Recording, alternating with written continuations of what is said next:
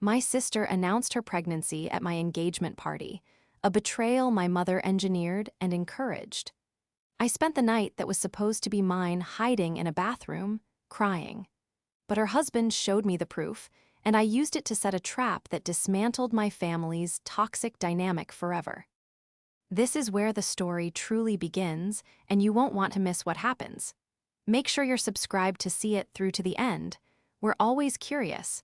Where in the world are you all watching from today? Let us know in the comments. The laughter from the party felt like a physical force, pressing against the thin wood of the bathroom door. It was a sound I had curated with such care, a mix of my friends from college, Ethan's boisterous family, and the colleagues we both cherished. I had designed this night, from the string lights casting a warm, buttery glow over the rented garden space to the curated playlist of soft indie folk. It was supposed to be our night, Ethan's and mine. A celebration of a future we were so excited to build together. Instead, I was huddled on a closed toilet seat, my carefully applied mascara forming gray rivers down my cheeks, listening to them celebrate my sister. The final piece of my composure had shattered just moments before. I had finally emerged from my initial retreat, my face scrubbed and my smile pinned back into place. Ethan had found me, his eyes clouded with a concern that made my throat tighten. "Meg, are you okay?" he'd whispered, his hand finding the small of my back. "Don't let them ruin this." I had tried, I really had. I took a deep breath, walked back into the heart of the party, and made a beeline for my father. He was holding a glass of champagne, his face split in a wide, proud grin. But it wasn't directed at me. It was aimed squarely at my older sister, Sophia, who was holding court near the dessert table. "Dad," I said, my voice wavering only slightly. "Isn't this wonderful? So many people came." He turned to me, his focus momentarily shifting. "Oh, Megan, yes, it's a great turnout. But did you hear? Can you believe it? I'm going to be a grandfather." He beamed, his eyes sparkling with a joy I hadn't seen since Sophia graduated from her master's program. My engagement, it seemed, had only warranted a pleasant, polite smile. The prospect of a grandchild, however, was cause for pure ecstasy. He patted my arm absently. "Such wonderful news, a baby, it really puts everything in perspective, doesn't it?" It was that line, that casual, devastating dismissal of my own milestone, that broke me. Puts everything in perspective. As if my love for Ethan, our commitment, our future, was some trivial matter that had now been properly contextualized by a real-life event. I mumbled something about needing more air and fled. Here, in the sterile silence of the ladies' room, the sounds from outside were both muffled and magnified. Every burst of laughter felt like a jab, every congratulatory cheer for Sophia a confirmation of my own invisibility. I had spent my entire life in Sophia's shadow. She was the brilliant, effervescent one. I was the quiet, diligent one. She was the sun, and I was a planet who was supposed to be grateful just to be in her orbit. I'd foolishly thought my engagement would be my own moment to shine. I had paid for this party, agonized over every detail, all in the hope that for one night, the universe of my family would revolve around me. Instead, my mother, Carol, had handed Sophia the microphone. It had happened during the toasts. My father had just finished a short, sweet speech. Then Ethan's best man told a hilarious and slightly embarrassing story from their college days.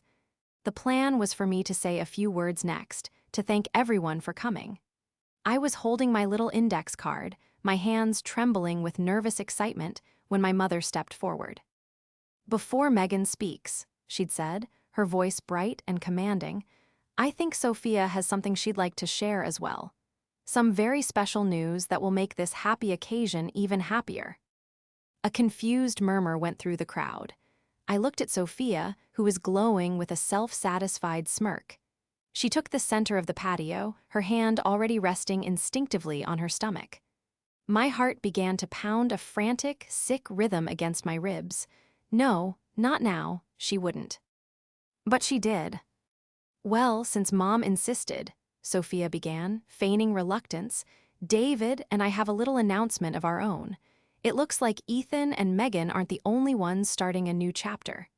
She paused for dramatic effect, her eyes sweeping across the captive audience. "We're pregnant." The explosion of joy was instantaneous and absolute. My own engagement party was swallowed whole. People swarmed her. My own mother was the first to reach her, wrapping her in a tight hug, weeping with joy. My future was an appetizer. Sophia S. was the main course.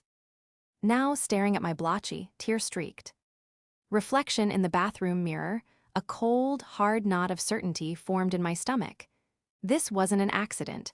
This wasn't my sister's poor timing or social awkwardness. This was a calculated strike, an assertion of dominance, and my mother had not only allowed it, she had orchestrated it. The betrayal was worse than the humiliation itself. The silence in the car on the way home was heavier than any argument. Ethan drove, his hands tight on the steering wheel, his jaw clenched. He kept glancing at me, his expression a mixture of anger and helplessness. I just stared out the window, watching the streetlights blur into long, watery streaks. The party had wound down without me. I'd stayed in that bathroom for what felt like an eternity until Ethan's sister, a kind soul named Rachel, had come to fetch me, her eyes full of pity. She'd helped me gather my things while Ethan made excuses, telling the remaining guests I'd been overcome by a sudden migraine. A convenient, plausible lie. Back in the safety of our apartment, the facade of calm crumbled. I sank onto the sofa, the beautiful dress I'd chosen for my special night feeling like a costume from a play where I'd been cast as a fool. Ethan sat beside me, pulling me gently into his arms. "I'm so sorry, Meg," he said, his voice thick with fury. "I cannot believe them. Your mother and Sophia, how could they do that to you, tonight of all nights?" Tears I thought I'd run out of started to fall again. "They've always been like this," I whispered, my voice hoarse. "I was just stupid enough to think this time would be different, that my engagement would be important enough for them to just let me have it." "It is important," Ethan insisted, his grip tightening. "It's the most important thing to me, to us. What they did was cruel. It wasn't just poor timing, it felt malicious." I nodded, burying my face in his chest. He was right. It was the calculated nature of it that stung the most. My mother's smiling face as she handed Sophia the stage was seared into my memory. She had looked so proud, so delighted to be the bearer of the real news. The next morning, my phone buzzed with a call from my mother. I stared at the screen, my stomach churning. Ethan, seeing my expression, took the phone from my hand and answered it, putting it on speaker. "Megan," my mother's voice chirped, sickeningly cheerful. "Honey, are you feeling better? We were all so worried when you disappeared last night. A migraine? Oh, you poor thing." I couldn't speak. The lie was so effortless, so dismissive of the real reason for my pain. "She's resting, Carol," Ethan said, his voice cold and clipped. "Oh, Ethan, well, tell her I called. Everyone was asking about her." But honestly, the news about the baby just lifted everyone's spirits so much. It turned into such a joyful night. Your family was just thrilled. It's not every day you find out you're going to be an uncle, you know. The sheer audacity of her words stole my breath. She was rewriting the narrative, painting the hijacking of my party as a wonderful, serendipitous event that I had unfortunately missed due to a headache.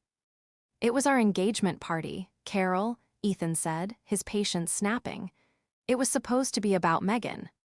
There was a brief pause on the other end of the line. When my mother spoke again, her cheerful tone had been replaced by an icy defensiveness. "Well, of course it was, and it was a lovely party until Megan got overwhelmed. There's no need to be so sensitive. Good news is good news. A family should share in each other's joys. I would think Megan, of all people, would be happy for her sister." With that, she hung up. Ethan and I sat in stunned silence. She was twisting it, making me the villain. I wasn't happy enough for Sophia. I was the sensitive one, the selfish one. It was later that day that the first piece of the truth fell into my lap. I was numbly scrolling through photos on my phone, deleting the ones from the party that made my chest ache, when a text message came through. It was from a number I didn't recognize at first, but the text was unambiguous. "Megan, this is David. Sophia's husband. I am so sorry about last night. What happened was not okay. I need you to know that I had no idea that was the plan. Can I call you? My fingers trembled as I typed back a simple, okay. My phone rang almost immediately. I answered, my heart hammering. Megan, David's voice was strained, full of a genuine remorse that was startlingly different from my mother's chipper denial. Listen, I need to apologize. I tried to talk Sophia out of it. I told her it was your night, that it was a terrible idea. I thought I had convinced her. What do you mean, convinced her? I asked, my voice barely a whisper. You mean she planned it? He hesitated. It wasn't just her, he said, his voice dropping lower. Look, I'm in a really tough spot here. Sophia is my wife, but what your mom did, what she pushed Sophia to do, it was wrong. Completely wrong. My blood ran cold. My mom. Yes, he said, and I could hear the anguish in his voice. Carol was the one who came up with the idea. She called Sophia yesterday morning. She told her your engagement party would be the perfect time to announce the pregnancy. Said it would be more efficient that everyone was already gathered. Sophia was hesitant at first, but your mom, she can be very persuasive. She told her it would make the night even more special. I sank onto the edge of my bed, the phone pressed hard against my ear. It was one thing to suspect it, to feel it in my gut. It was another thing entirely to have it confirmed.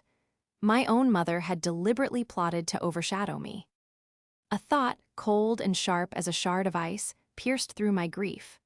A lifetime of slights, of being second best, of having my achievements minimized next to Sophia's, coalesced into a single, clarifying point of focus.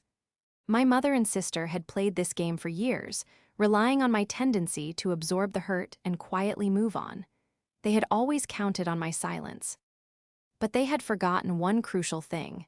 They had pushed me too far, and this time they had left a witness. Growing up, our house was a museum of Sophia's achievements. Her ballet trophies lined the mantelpiece, her honor roll certificates were framed in the hallway, and her graduation photos took pride of place on every available surface. My own accomplishments, respectable but less flashy, were relegated to a corkboard in my bedroom.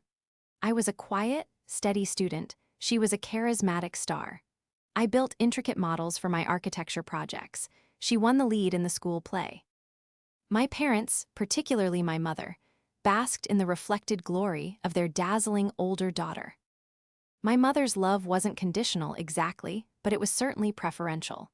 She poured her energy into Sophia's world, driving her to endless auditions, helping her campaign for student council president, celebrating her victories as if they were her own. My successes were met with a pleasant, "That's nice, dear," before the conversation inevitably circled back to Sophia's latest triumph. I learned early on not to compete for the spotlight, because it was never going to land on me. Instead, I poured my energy into being the good daughter. The reliable one, the easy one, the one who never made waves. I was the one who remembered their anniversary every year, who organized my father's surprise 60th birthday party, who drove my mother to her doctor's appointments. Sophia was always too busy, her life too important and demanding for such mundane family duties. And I did it without complaint, believing that my quiet devotion would, in its own way, be seen and valued. I supported Sophia, too, cheering the loudest at her plays and helping her cram for exams, convinced that was my role in the family ecosystem. When I met Ethan, it felt like I was stepping into the light for the first time. He saw me. He loved my quiet dedication, celebrated my passion for architectural design, and listened with genuine interest when I talked about the intricacies of building codes and structural integrity. He didn't compare me to anyone. With him, I wasn't Sophia's little sister. I was just Megan. Our engagement felt like the culmination of that, a testament to a love that was entirely my own. That was why I had insisted on paying for the engagement party myself. With the money I had diligently saved from my job as a drafter, I wanted to create a perfect evening that was a reflection of me and Ethan. I didn't want my parents' financial contribution to come with the usual strings attached, the subtle suggestions that would inevitably steer the event towards something that would impress their friends or better suit Sophia's tastes. This was meant to be my declaration of independence, a celebration of the life I was building, on my own terms. My sister, Sophia, had always had a knack for making everything about her. It was a skill honed by years of my mother's implicit encouragement. She had a kind of dazzling charisma that drew people in, but beneath it lay a deep-seated insecurity that demanded constant validation. She couldn't stand for anyone else to be the center of attention for long. When I got my first real job at a prestigious firm, she announced she was applying for her MBA the very next day. When I bought my first sensible condo, she and David bought a much larger house in the suburbs a month later, stretching their finances to the breaking point. Every milestone of mine had to be immediately countered and surpassed. Her husband, David, was a steady, kind man who often seemed bewildered by the family he'd married into. He was a software engineer, logical and grounded, and I'd seen him on more than one occasion look uncomfortable during one of Sophia's attention-seeking displays. He loved her, that was clear, but he seemed to worship her in the way my parents did, which I think my mother secretly held against him. But my mother, Carol, was the true architect of our family's dysfunction. On the surface, she was the perfect suburban matriarch, immaculately dressed, active in the community, always ready with a home-baked casserole. But beneath that polished veneer was a master manipulator. She saw her children not as individuals, but as extensions of herself, and Sophia was the extension she preferred.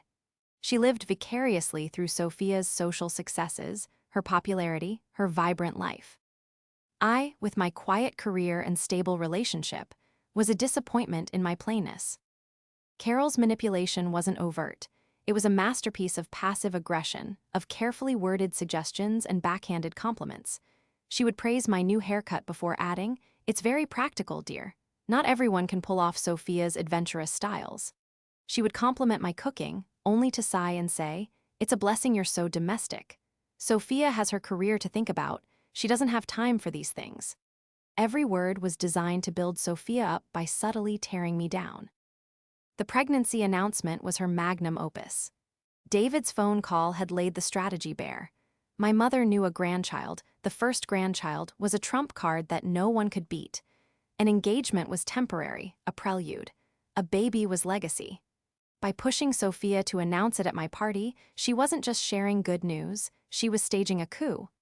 She was publicly declaring the family hierarchy, reminding everyone, especially me, of my place in it.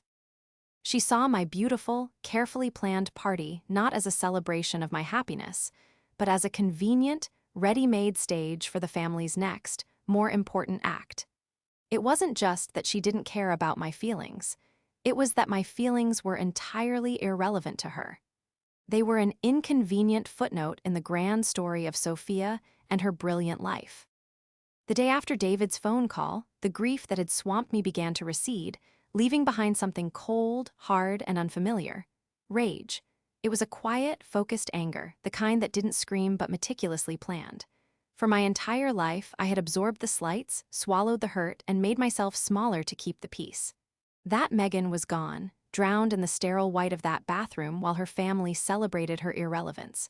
A new Megan was taking her place. An architect. And she was about to design a demolition. I sat with Ethan at our small kitchen table, a fresh pot of coffee brewing, and told him everything David had said. Ethan's face, which had been a mask of simmering anger since the party, sharpened with a grim understanding. "Her own mother," he said, shaking his head in disbelief. "She set you up. She deliberately set you up to be humiliated." "Yes," I said, my voice steady. "And they all think I'm just going to cry for a few days and then get over it. They think I'll send a baby gift and show up to the shower with a smile plastered on my face because that's what I've always done." I took a sip of my coffee, the heat of it a small, grounding comfort. But not this time. Ethan reached across the table and took my hand. "What are you thinking, Meg? Whatever it is, I'm with you. 100%. I'm thinking that the only way to deal with people who gaslight you is to present them with evidence they can't deny," I said. "David's testimony is a start, but it's his word against my mother's and sister's. They'll call him a liar. They'll say he misunderstood. They'll probably even convince him he's wrong. I need more. I need the proof. My mind, trained to see patterns and structures, began to work. This wasn't a building plan, but the principles were the same. You needed a solid foundation. My foundation was the truth. My leverage was the text messages David had mentioned. David said he has texts, I told Ethan. From my mother to Sophia, that's the key. If I can get those, they have nowhere to hide. How are you going to do that? Ethan asked. David is in a tough position. He might have told you what happened, but getting him to hand over his wife's private messages, that's a huge ask. It could destroy his marriage. I know, I said, which is why I'm not going to ask him to betray Sophia. I'm going to ask him to help me stop my mother from destroying what's left of our family. I spent the rest of the day composing a single, carefully worded text message to David. I didn't plead or demand. I didn't mention the party or my own hurt feelings. I framed it entirely around a concern for the future. David, I wrote, thank you again for your honesty. It means more than you know. I'm worried about what this dynamic, especially my mother's influence, will mean for our family long-term, particularly with a baby on the way. I need to address this with them directly, but I need to do it in a way that can't be TW. Isted or denied. Any concrete help you could offer in establishing the facts would be a step towards a healthier future for everyone. Think about it. I hit send and put my phone down, my heart pounding. It was a gamble.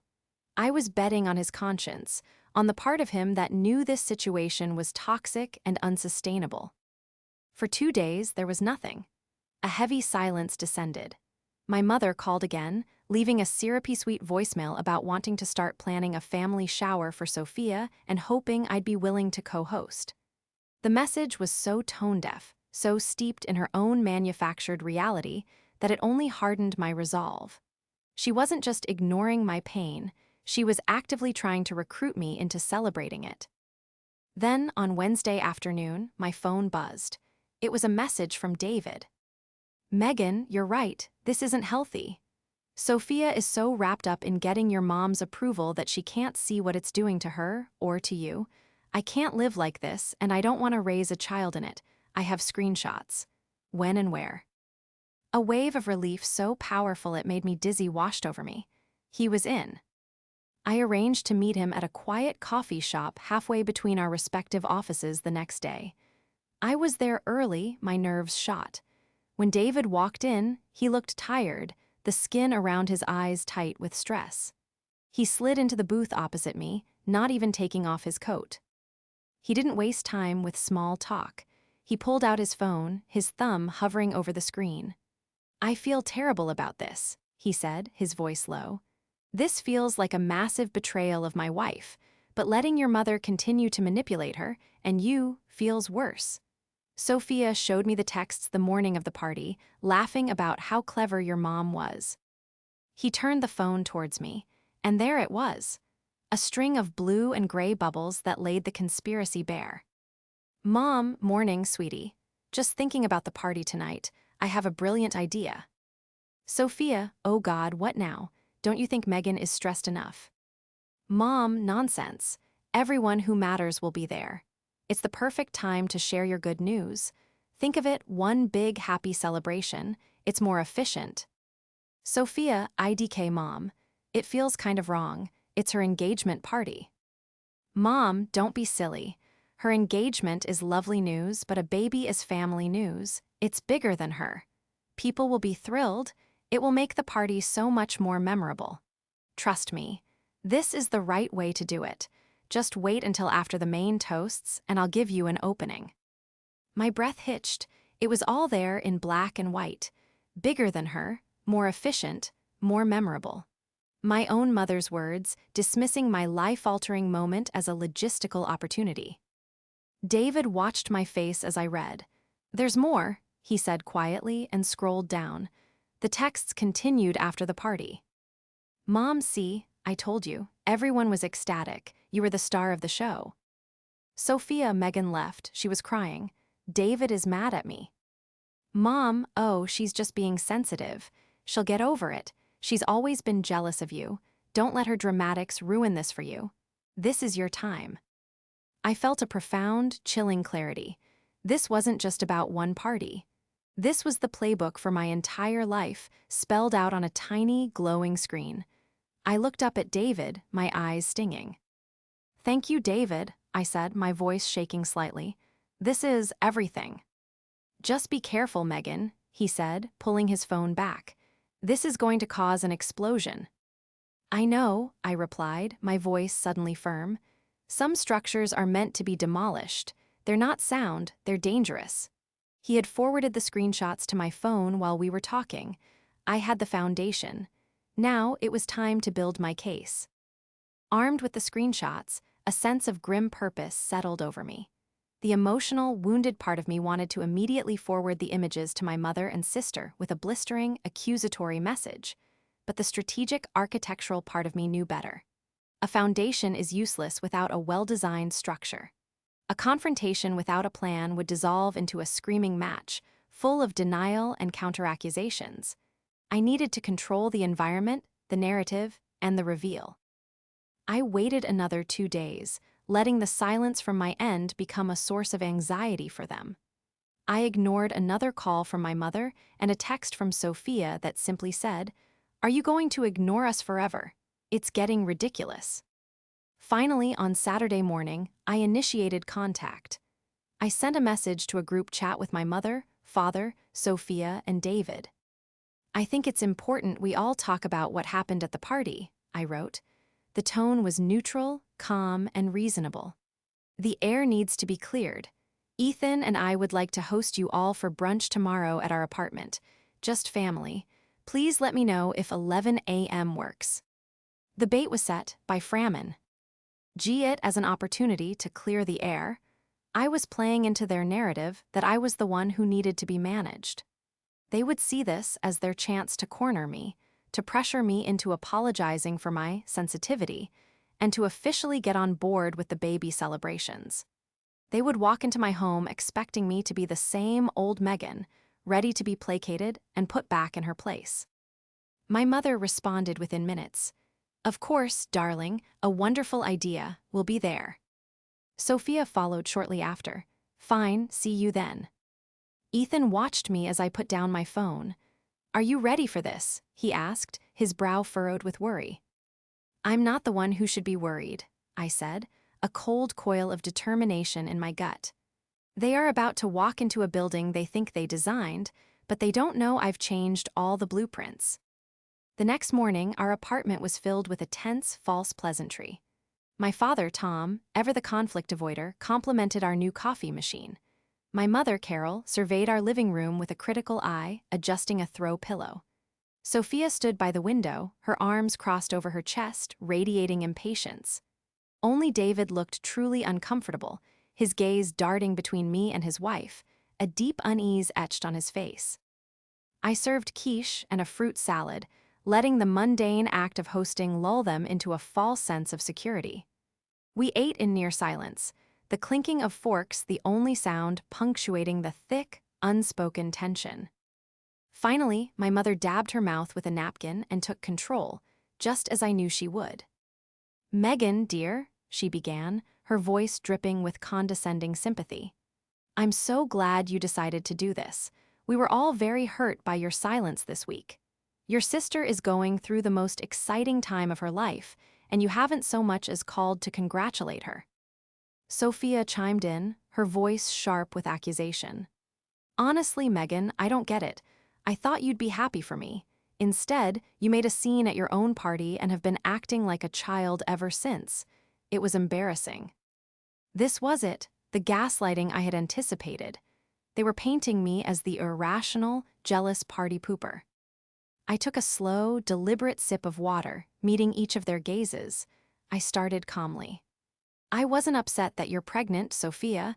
I am, somewhere deep down, happy for you. What I was, and what I am, is devastated that you and Mom chose to announce it at my engagement party." "Oh, for heaven's sake," my mother scoffed, waving a dismissive hand. "We've been over this. It was a party, a happy occasion. Why not add more happiness to it? You are being so incredibly selfish about this." "Selfish?" I repeated, my voice remaining level, even as my heart hammered against my ribs.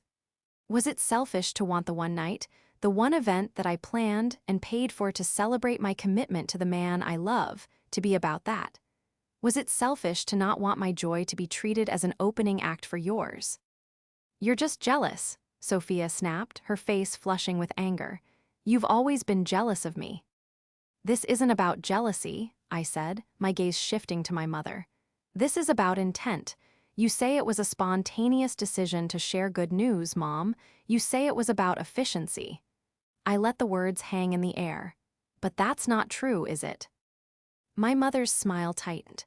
"I have no idea what you're talking about, Megan. You're being hysterical." "Am I?" I said. I picked up my phone from the table beside me. "Because I have a message here from you to Sophia on the morning of the party.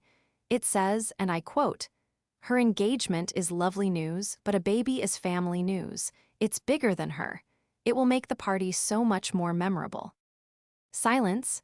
A thick, suffocating silence fell over the room. Sophia's jaw dropped.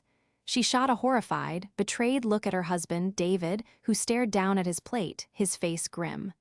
My father looked from me to my mother, his brow furrowed in confusion. But my mother's face was the most telling. The mask of pleasant matriarchy didn't just crack, it fell away completely, revealing the cold, hard fury beneath. Her eyes narrowed, her lips thinning into a venomous line. "How dare you?" she hissed, her voice low and trembling with rage. She didn't deny it. She didn't have to. Her reaction was the only confession I needed. She wasn't sorry she had done it. She was furious that she had been caught.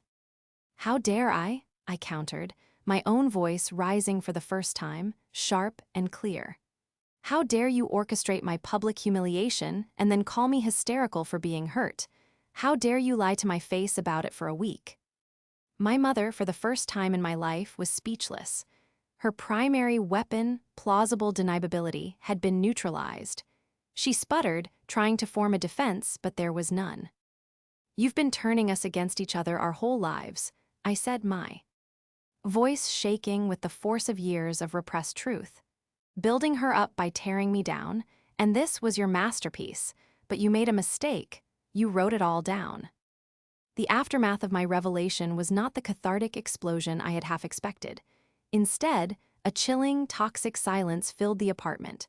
My mother, Carol, sat ramrod straight in her chair, her face a pale mask of fury. She looked trapped, a cornered animal whose camouflage had been stripped away.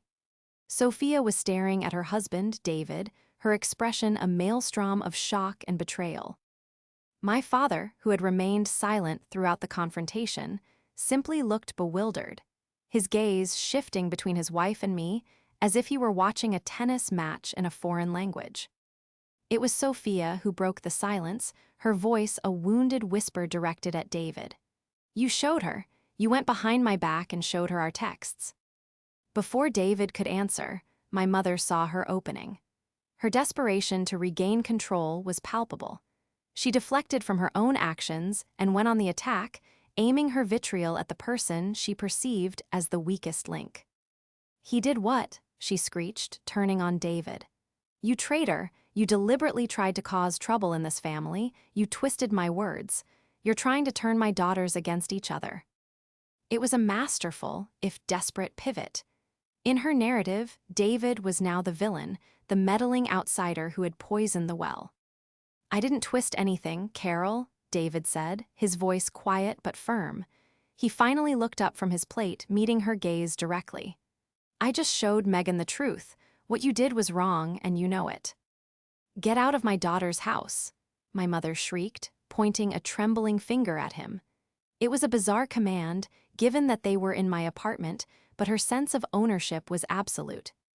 Sophia, caught between her husband's betrayal and her mother's manipulation, began to cry. "How could you, David? Those were private. That was between me and my mom." This was the part I hadn't fully prepared for. The messy, chaotic fallout. I had naively imagined a moment of clear, collective realization. Instead, my mother was attempting to burn the whole house down to cover her tracks, and Sophia was too caught up in her own sense of victimhood to see the bigger picture. The meeting ended disastrously. My mother and a sobbing Sophia stormed out, with my father trailing helplessly behind them. David lingered for a moment, his shoulders slumped. "I'm sorry, Megan," he said. "I knew this would be bad."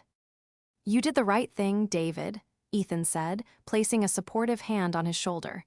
"It had to come out." After they left, I felt a hollow sense of defeat. I had presented the irrefutable proof, and instead of accountability, it had just created new lines of battle. My mother immediately launched a campaign to vilify both me and David. She called relatives, spinning a tale of how her difficult, jealous younger daughter and her manipulative son-in-law were trying to destroy the family out of spite. I was unstable, and David was controlling. Sophia, my mother claimed, was the innocent victim of us both. Sophia, meanwhile, refused to speak to David. He told me in a strained phone call that she had packed a bag and gone to stay with our parents. She was fully under our mother's influence now, convinced that David and I had conspired to ruin her happy news. It was a masterclass in deflection, and for a few days, it seemed to be working. My aunt called to tell me I needed to apologize to my mother and be more supportive of my sister. My father left a rambling, ineffectual voicemail pleading for me to just let it go for the sake of peace. The pressure was immense. The old Megan would have buckled. The old Megan would have absorbed the blame, apologized for things she didn't do, and smoothed things over. But every manipulative phone call and every passive-aggressive text only strengthened my new resolve. They weren't just trying to avoid accountability, they were trying to erase reality. And I would not let them. My case needed a closing argument.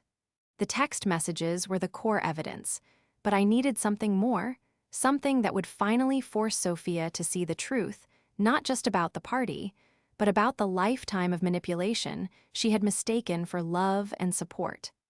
I needed to show her that my mother's help always came at someone else's expense.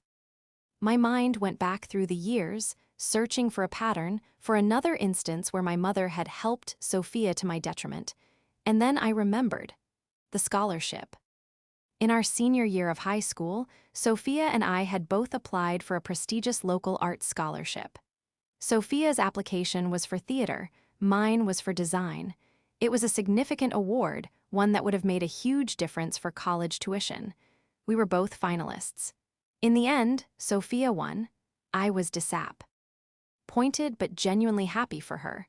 My mother had been ecstatic, saying Sophia's talent was simply undeniable. But I also remembered something odd. A week before the winners were announced, I had been working on the final piece for my portfolio, a detailed architectural drawing. I had left it on the drafting table in our shared study overnight to let the ink dry.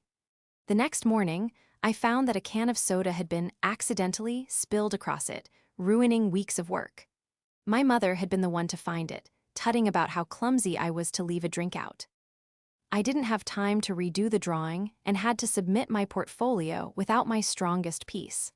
I had accepted it as a tragic accident. But now, with the new context of my mother's manipulative capabilities, the memory felt sinister. It was a long shot, an almost forgotten incident from a decade ago, but I had to know. My next move was one of pure, unadulterated investigation. The foundation that administered the scholarship was run by a woman named Mrs. Gable, a friend of my mother's from her charity league. At the time, I had thought nothing of it. Now, it seemed significant. Finding Mrs. Gable wasn't hard. She was retired but still lived in town. I called her, my stomach in knots. I reintroduced myself and, under the guise of reminiscing, brought up the scholarship. "Oh, I remember that year well," she said warmly. "You and your sister were both such talented girls. It was a very close race." I took a breath. "I've always wondered," I said, trying to sound casual. My final piece for my portfolio was damaged right before the deadline. I always felt it hurt my chances. There was a pause on the other end of the line. "Damaged?" Mrs. Gable said, a strange note in her voice. "That's not what your mother told us." My blood ran cold. What did my mother say? Well, Carol called me a few days before the final judging, she explained, her voice hesitant. She said you were having second thoughts, that you were feeling overwhelmed and had decided to withdraw your application to focus on your final exams. She said you wanted to put all your support behind your sister. She made it sound so noble, so selfless. We all thought it was such a mature and generous thing to do. In fact, that gesture of family loyalty was one of the things that tipped the final decision in Sophia's favor. I had to sit down. My legs went weak. My mother hadn't just allowed an accident to happen. She had actively sabotaged my future and then weaponized my supposed generosity to secure a win for her favorite daughter. I thanked Mrs. Gable, my voice a hollow echo of itself, and hung up the phone. The tears that came this time were not of grief, but of a profound, volcanic rage. This was the proof I needed. This was the irrefutable evidence that would finally break the spell. The final showdown was not held in my apartment. I needed neutral ground, a place devoid of the ghosts of family history. I also needed a witness who wasn't emotionally invested. I called my father and told him it was urgent that the four of us, him, Mom, Sophia, and I meet. I told him I had new information that concerned a major financial decision from the past and that I was inviting my parents' longtime financial advisor, a calm, methodical man named Arthur, to mediate. The mention of finances and a third-party mediator was enough to secure their attendance. My mother, likely assuming this was about the wedding and my refusal to accept her monetary help, agreed with an air of smug confidence. She thought she was walking into a discussion she could easily control. We met in a small, sterile conference room at Arthur's firm. The polished mahogany table and leather chairs felt appropriately formal, a courtroom for the trial of my family. My mother and Sophia sat on one side, a united front of simmering resentment. My father sat at the head of the table, looking deeply uncomfortable. I sat opposite my sister, with Ethan beside me for silent support. Arthur sat next to my father, his presence lending a quiet gravity to the proceedings. My mother began immediately, addressing Arthur. "Thank you for seeing us, Arthur. I believe my daughter Megan has some lingering issues from her engagement party that she wants to discuss. Frankly, I think this is all a bit dramatic, but I'm here to listen." I let her finish, my face a placid mask. I looked at Arthur. "Thank you for being here. This isn't actually about the party. That was just a symptom of a much larger issue. This is about a pattern of manipulation and sabotage that has been going on for years, and it involves a significant financial event." My mother's confident smile faltered. Sophia frowned, looking confused. I turned my full attention to my sister. "Sophia," I began, my voice calm and even, "do you remember when we both applied for the Gable Foundation Art Scholarship in high school?" Sophia nodded slowly. "Of course I won. What does th? At have to do with anything?" "Do you remember that my final portfolio piece, my best drawing, was ruined right before I submitted it?" "Vaguely," she said with a shrug. "You spilled a Coke on it or something. You were always so clumsy." "That's the story Mom told, isn't it?" I said, then shifted my gaze to my mother, whose face had gone rigid. "But that's not what really happened, is it, Mom?"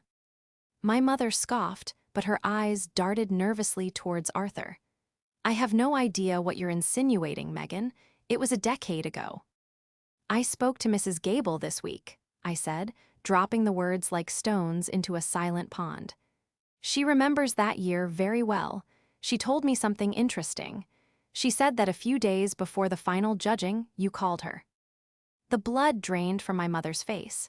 She knew where this was going. "She told me," I continued, my voice gaining strength, "that you informed the committee I had withdrawn my application. You told them I was feeling overwhelmed and wanted to throw my full support behind my more talented sister. You used my name to tell a lie that not only took me out of the running, but also painted Sophia as so deserving that her own sister would sacrifice her chances for her. You didn't just sabotage me, Mom. You used a lie about me to help Sophia win." The room was utterly silent. Sophia stared at me, her mouth slightly agape, the color draining from her own face as the implications of my words sank in. She looked at our mother, searching for a denial, a refutation, anything. But there was none.